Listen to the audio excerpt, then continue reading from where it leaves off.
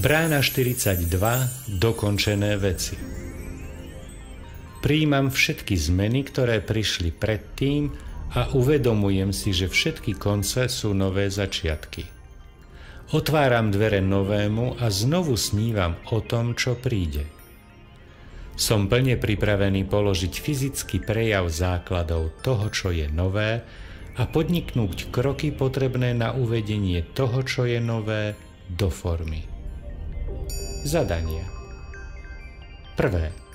Aké záverečné kroky musíte urobiť, aby ste uvoľnili energiu toho prvého štvrťroka?